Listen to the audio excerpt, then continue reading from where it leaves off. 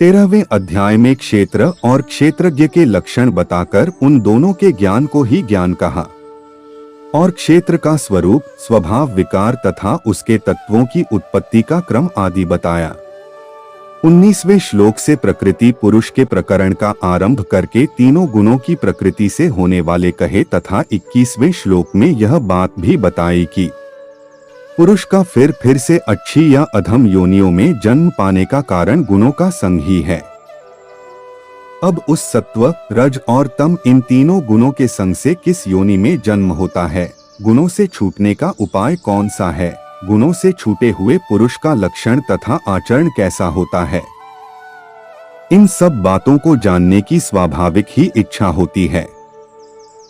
इसलिए उस विषय को स्पष्ट करने के लिए 14वें अध्याय का आरंभ करते हैं।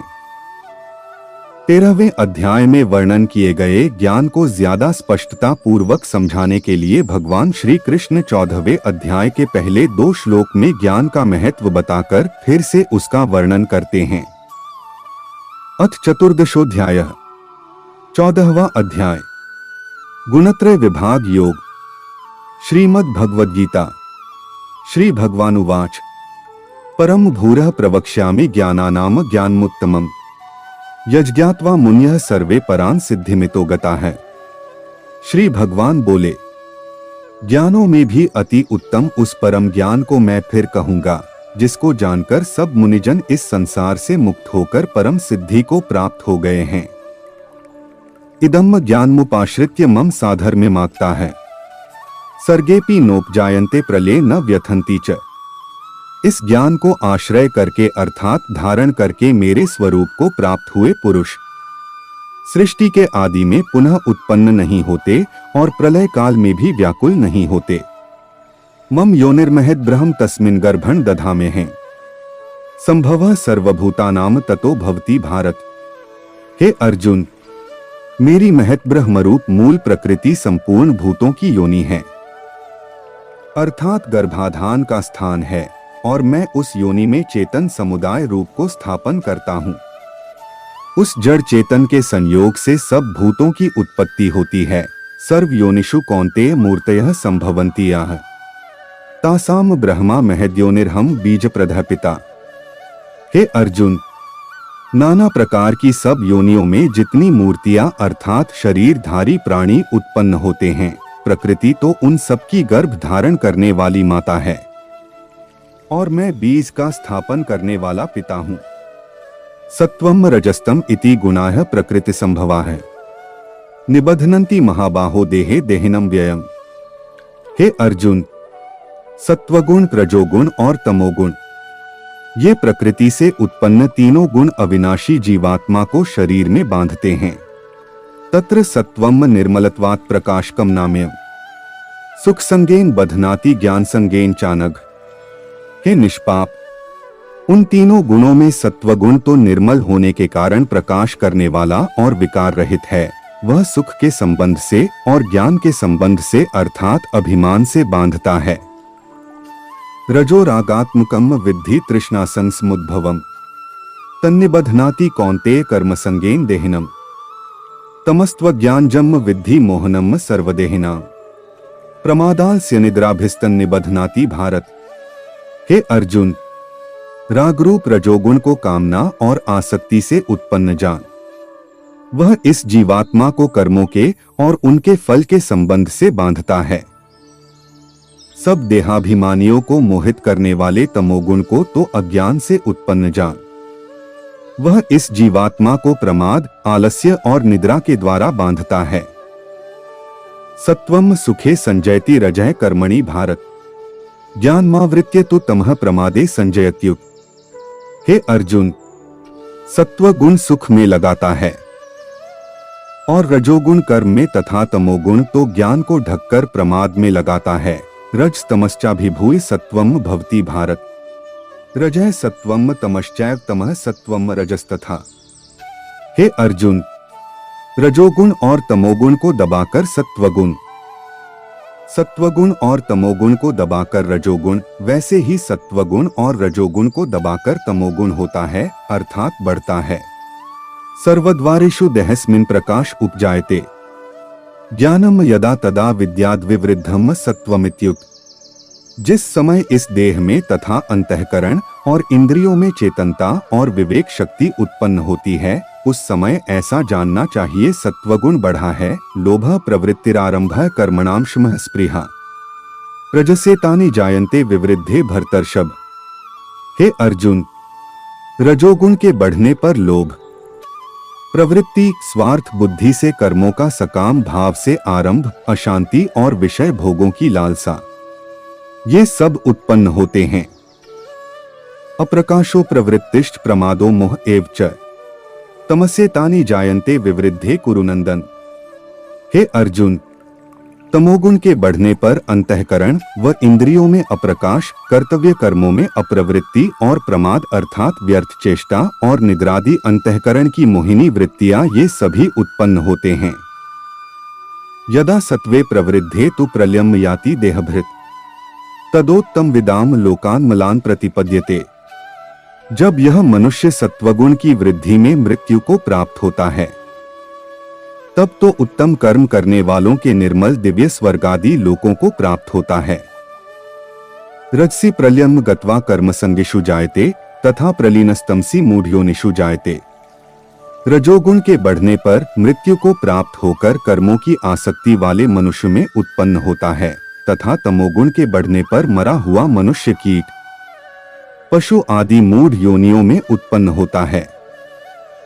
कर्मणः सुकृतस्याहुः सात्विकम निर्मलम फलम रजसस्तु फलम दुखम ज्ञानम तमसः फलम।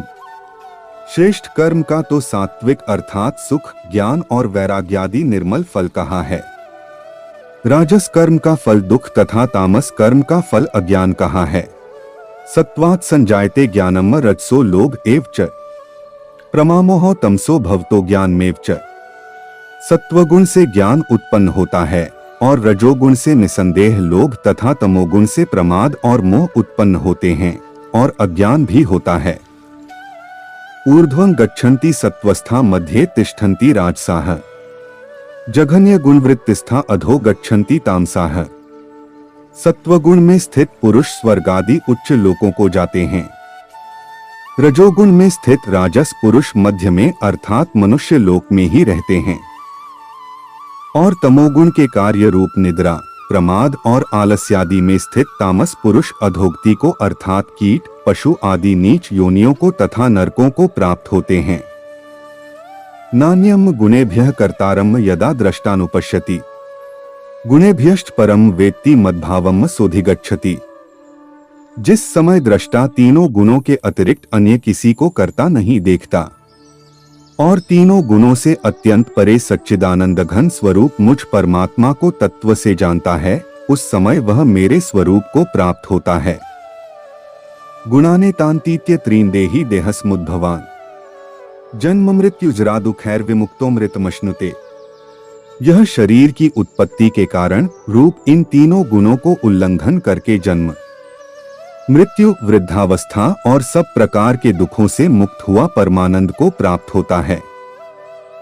अर्जुन उवाच कैर्लिगैस्त्रीन गुणाने तांती तो भवति प्रभो किमाचारः कथम चैतांस्त्रीन गुणांति वर्तते।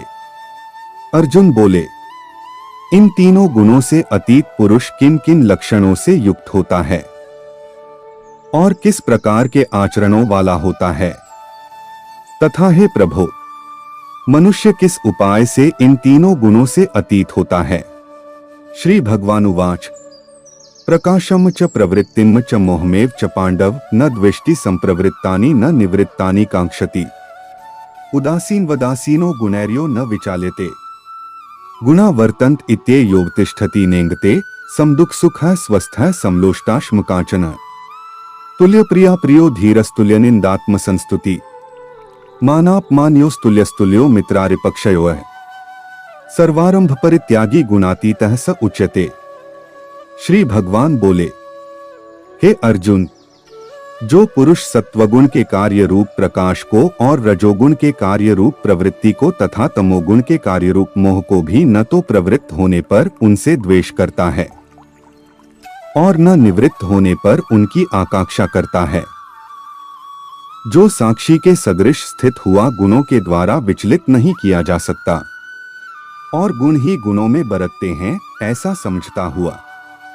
जो सच्चिदानंद घन परमात्मा में एक ही भाव से स्थित रहता है और उस स्थिति से कभी विचलित नहीं होता।